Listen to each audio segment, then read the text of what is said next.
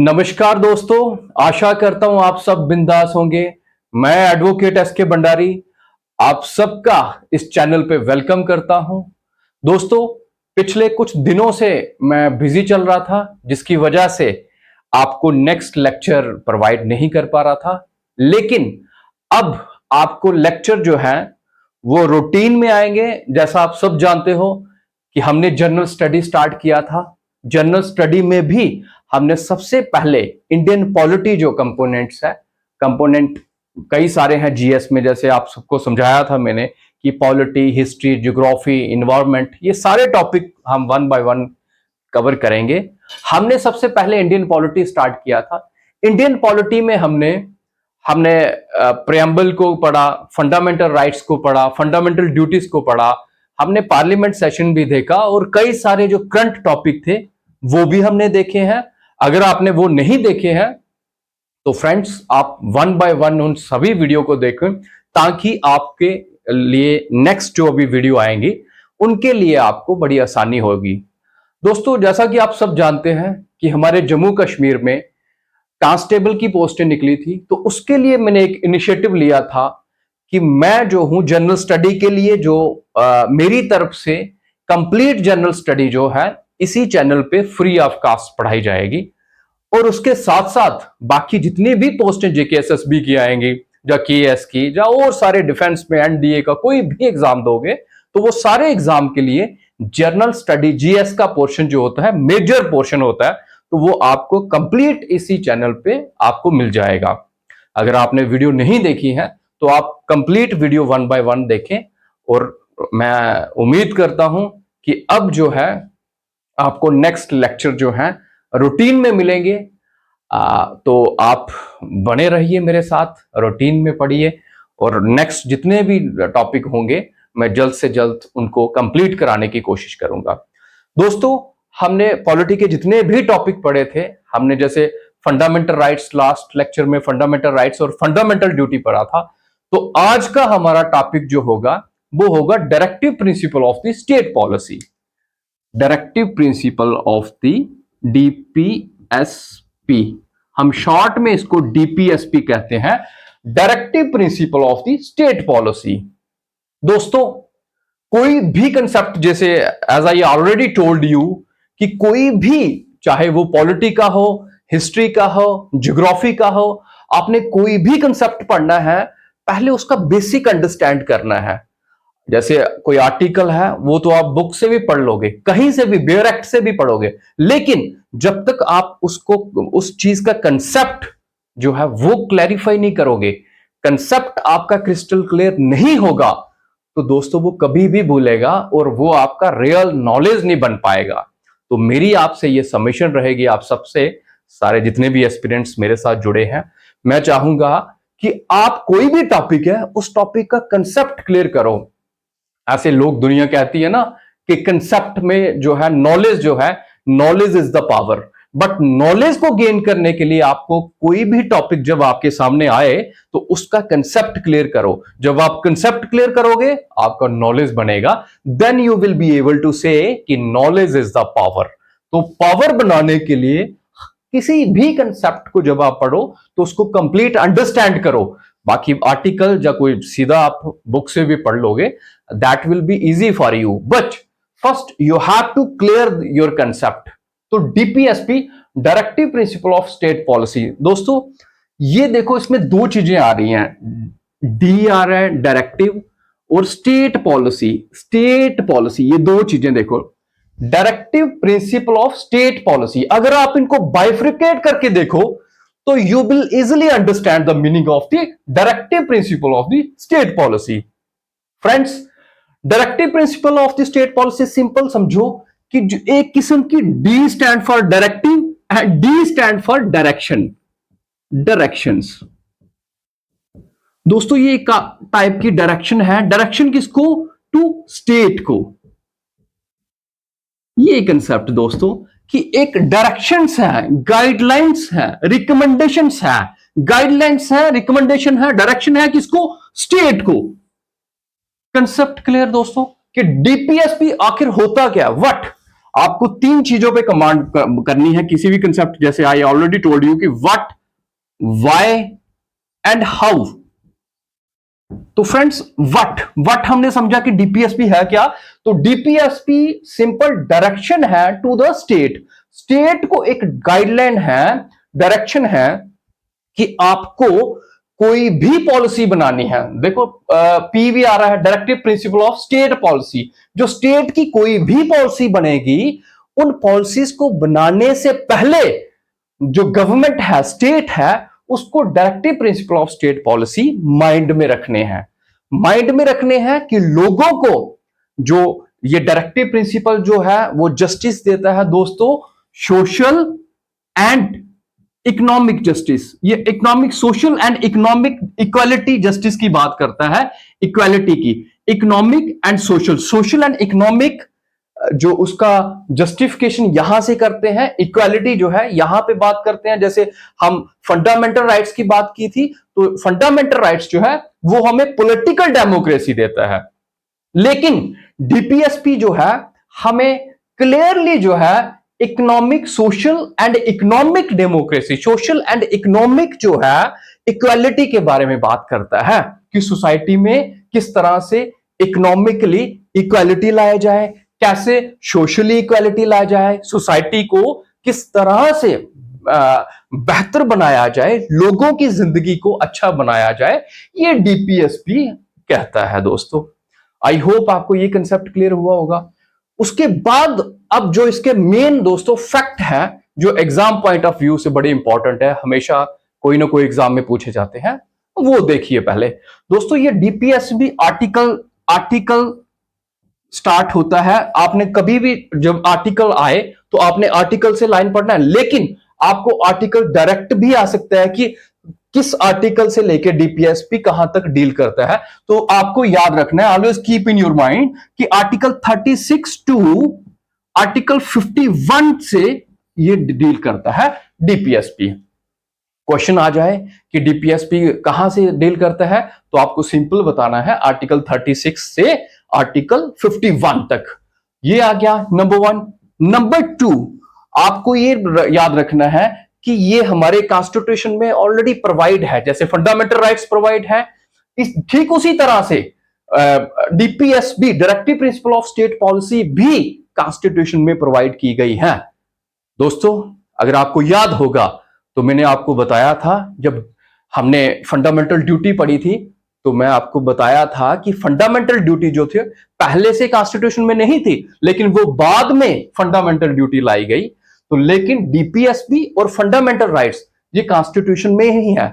अब ये कॉन्स्टिट्यूशन में कहा है पार्ट 4 में, पार्ट 4 में जो है डीपीएसपी है, पार्ट 4 में है, और ये आर्टिकल 36 से लेके 51 तक है।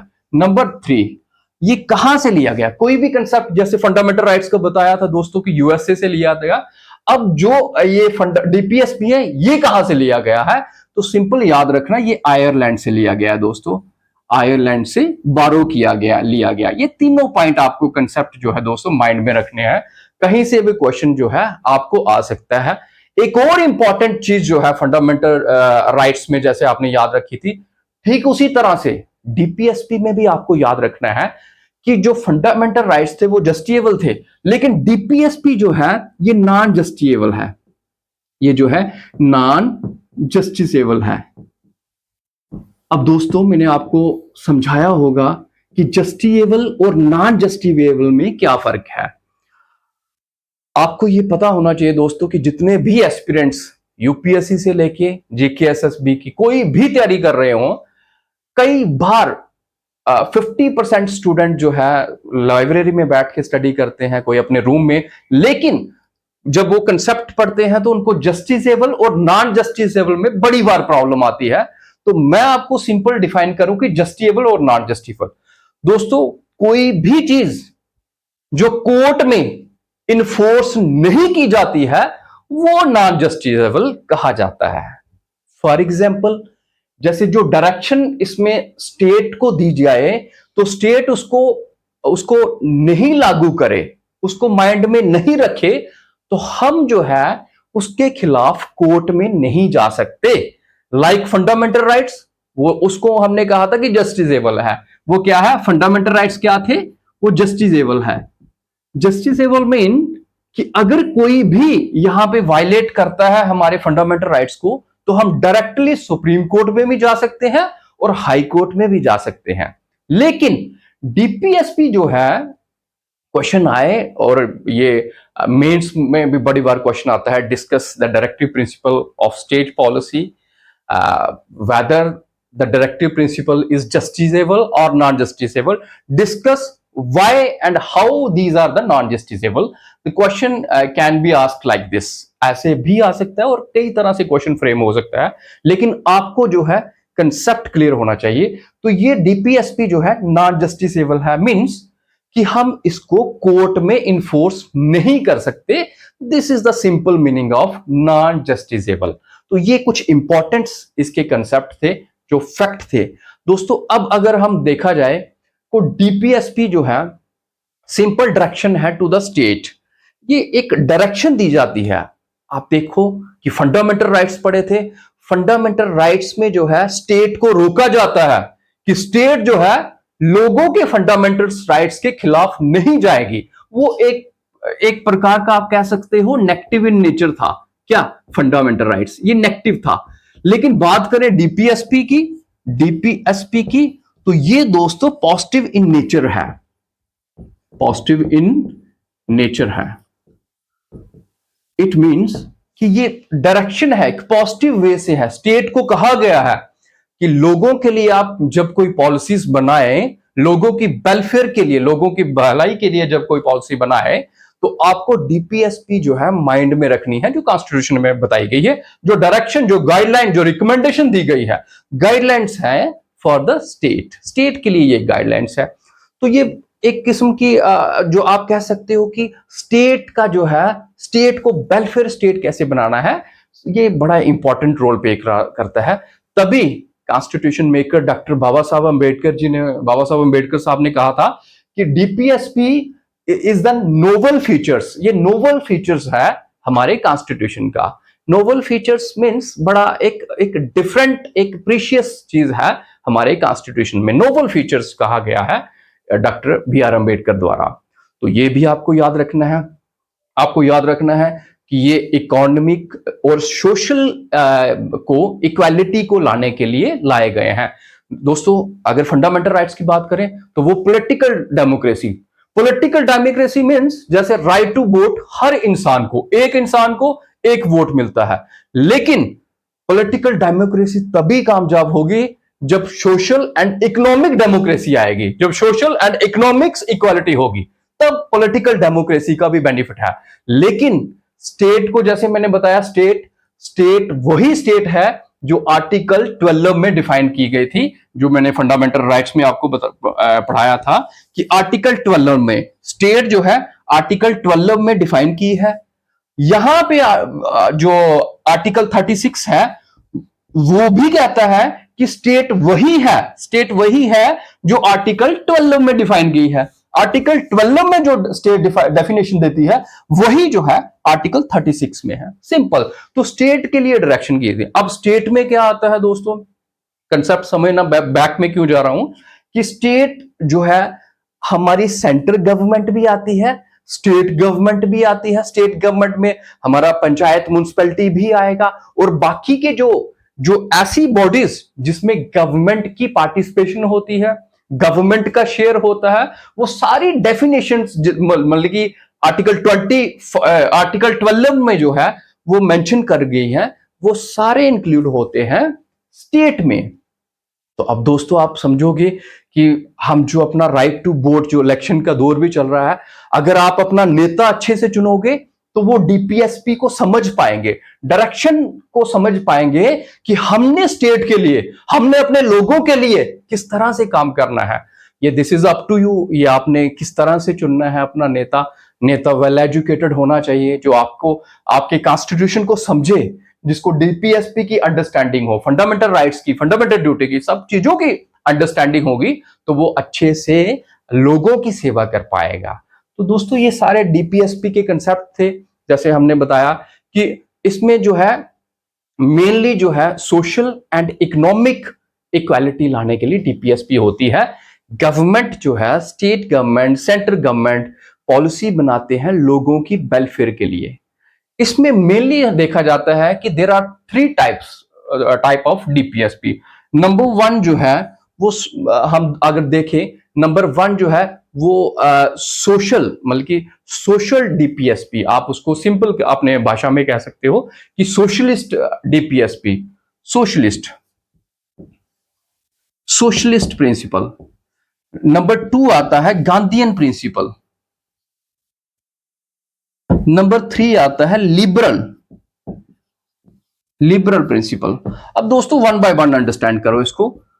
अगर क्वेश्चन आए आपको कभी भी कि how many types of DPSP simple ये बताया गया three kind see, socialist, Gandhian and liberal. अगर आप कोई और बुक, ये लक्ष्मीकांत या बाकी मैक्सिमम बुक्स में तीन ही बताई गई हैं, लेकिन अगर कोई आप बुक और पढ़ो तो कभी मिसलिनियस डीपीएसपी लिखी गई है तो आपको चिंता नहीं करनी है, वो भी थोड़ा एक्स्ट्रा में डाल दिया गया कि मिसलिनियस, लेकिन ये कॉन्स्टिट्यूशन ने बताया नहीं है। ये इसकी टाइप जो है, इसको इसकी नेचर को, डीपीएसपी की नेचर को देखते हुए एक्चुअली ये कैटेगरिकली बताया गया कि तीन कैटेगरी होती है, तीन फॉर्म की होती है डीपीएसपी। तो आपको चिंता करने की बात नहीं है। किसी बुक पे कभी 4 भी बताई जाती है मिसलेनियस, तो वो एक्स्ट्रा हो सकता है, लेकिन मेनली जो है तीन ही टाइप की, थ्री टाइप्स की होती है, सोशलिस्ट, गांधीयन एंड लिबरल। अब दोस्तों बात करी जाए अगर कि सोशलिस्ट की, सिंपल सोशलिस्ट जो डील करता है वो सोसाइटी को, कि सोसाइटी के लिए कैसे वेलफेयर करना है और सोसाइटी को किस तरह से इक्वालिटी में लाना है, बराबर किस तरह से करना है सोसाइटी को। This is totally depend upon the society, कि सोसाइटी को इक्वल कैसे करना है, सोसाइटी को इक्वालिटी, सोसाइटी में इक्वालिटी कैसे लानी है। This is the main function of these socialist principle. ये आर्टिकल्स आप जब पढ़ोगे धीरे धीरे आप सिंपल वे में, तो आपको you will be easily understand. तो ये सोशलिस्ट मीन्स कि सोशल, सोसाइटी को मेन प्राइमरी मान के सोसाइटी में इकोनॉमिक इक्वालिटी कैसे लानी है, सोशल इक्वालिटी कैसे लाने हैं, ये सोशलिस्ट जो है, सोशलिस्ट प्रिंसिपल्स कहते हैं। Next Gandhian. दोस्तों गांधी जी कहते थे कि इंडिया लिव्स इन विलेज, कि भारत देश जो है वो गांव में बसता है, विलेज में बसता है। तो ये डायरेक्टली गांधीयन प्रिंसिपल जो है, आपने सिंपल याद रखना है कि ये विलेज के बारे में बात करता है, कि गांव में विलेज की इंडस्ट्रियल होनी चाहिए, विलेज में इंडस्ट्रियल प्रमोशन, इंडस्ट्रियल की जो इंडस्ट्री को प्रमोट करता है, उसमें कॉटेज इंडस्ट्री भी आ जाएगी, क्योंकि गांधी जी कॉटेज इंडस्ट्री की भी बात करते हैं। तो ये विलेज की जो है यहाँ पे बात करते हैं, ये आपको याद रखना है। लिबरल जो है, लिबरल का मीनिंग दोस्तों सिंपल होता है फ्रीडम। ये एक टाइप की लिबरल फ्रीडम, सोसाइटी को फ्रीडम करता है, लिबरलाइजेशन करते हैं, फ्रीडम देते हैं कि आपको इस तरह के प्रिंसिपल बनाए जाएं कि जो सोसाइटी को फ्रीडम प्रोवाइड करें, सोसाइटी के लिए फ्री करें, सोसाइटी को फ्री करें, जो मतलब कि सोसाइटी अपने बारे में खुद सोच सकती है, या उनके लिए कुछ ऐसी पॉलिसी बनाए कि लोग जो है अपने आप में इतने एलिजिबल हो, इतने सक्षम हो कि वो अपने बारे में सोच सकें, और उनके लिए जो रूल्स प्रिंसिपल बनाए जाएं वो भी उनकी वेलफेयर के लिए, उनकी सोच को, उनकी इंडिविजुअल पर्सनैलिटी को डेवलप कर सके। इस तरह की पॉलिसीज को हम लिबरल पर्सनैलिटी कहेंगे, लिबरल यू कैन से कि लिबरल प्रिंसिपल कहेंगे। तो दोस्तों ये था हमारा डीपीएसपी। मैं आशा करता हूं कि आपको directive principle of state policy आज के बाद कभी भूलेगा नहीं, कि directive, D stand for directive and D stand for direction, direction to state. ये कंसेप्ट यहां से शुरू हुआ। आपको फैक्ट याद रखने हैं, और मेन अब नॉन जस्टिफिएबल ऐसे कंसेप्ट आपको याद रखने हैं, और मेन आपको ये भी याद रखना है कि ये सोशल और इकोनॉमिक इक्वालिटी की बात करता है, सोशो इकोनॉमिक डेवलपमेंट की बात करता है, सोसाइटी की, लोगों की। तो ये लोगों के लिए, फंडामेंटल राइट्स भी लोगों के लिए था, फंडामेंटल ड्यूटी भी लोगों के लिए था, और डीपीएसपी जो है ये स्टेट के लिए डायरेक्शन है, लेकिन स्टेट जो है क्या करेगी, लोगों के लिए काम करेगी। जो पॉलिसीज बनाएगी, पॉलिसी बनाने से पहले उनको ये फ्रेमवर्क, जो इसकी पॉलिसीज है, डीपीएसपी है, इनको माइंड में रखना है कि हमें सोसाइटी को इस तरह से मतलब सुंदर बनाना है, अच्छा बनाना है, जिससे लोगों की वेलफेयर हो सके, सोशो इकोनॉमिक टारगेट जो है हमारा इक्वालिटी का, वो हम अचीव कर सके, लोगों की वेलफेयर कर सके। क्योंकि कंसेप्ट जो है ये वेलफेयर स्टेट कंसेप्ट है। और वेलफेयर स्टेट, अगर डीपीएसपी क्वेश्चन आपको वेलफेयर स्टेट आ जाए कि वेलफेयर स्टेट कहां मेंशन है अंडर द कॉन्स्टिट्यूशन, क्वेश्चन ऐसे भी आ सकता है। तो always keep in your mind कि welfare state mean DPSP, directive principle of the state policy. आपको ये ऐसे डीप कंसेप्ट जो है याद रखने हैं। और आपको और मेन पॉइंट ये भी याद रखना है कि जैसे गाइडलाइन कहा, पहले भी ये गवर्नमेंट ऑफ इंडिया एक्ट में होती थी 1935 में, उसमें भी इसको इंस्ट्रक्शंस के रूप में ही जाना जाता था कि ये इंस्ट्रक्शंस हैं। अब बाद में हमने आयरलैंड से बारो किया कंसेप्ट, और उसी वही इंस्ट्रक्शन, एक टाइप की instruction to the government, instruction to the state, वही इंस्ट्रक्शन जो है अभी DPSP, directive principle of state policy के नाम से जाना जाती है, एक नए तरीके से। लेकिन जैसा मैंने कहा कि डीपीएसपी सोसाइटी में है, कॉन्स्टिट्यूशन में है, लेकिन डीपीएसपी तभी वर्क करेगी, तभी काम करेगी जब अंडरस्टैंडेबल, इसकी जो अंडरस्टैंडिंग जो होगी वो स्टेट गवर्नमेंट को प्रॉपर तरीके से होगी। और लोगों के लिए किस तरह से काम करना है, किस कॉर्नर में किस सोसाइटी को डेवलपमेंट करना है, जब ये नेता लोग और ये जो हमारे एडमिनिस्ट्रेटिव ब्यूरोक्रेट्स सारे जान पाएंगे, तभी सोसाइटी जो है एक वेलफेयर स्टेट बनेगी, जहां पे जस्टिस होगा, जहां पे सोशो इकोनॉमिक इक्वालिटी होगी, जहां पे बाकी सारी बातें होगी। तब जाके जो है एक भारत, हमारा भारत देश महान बन जाएगा। मैं आशा करता हूं आपको आज का कंसेप्ट भी बाकी कंसेप्ट की तरह क्लियर हुआ होगा। जय हिंद, जय भारत।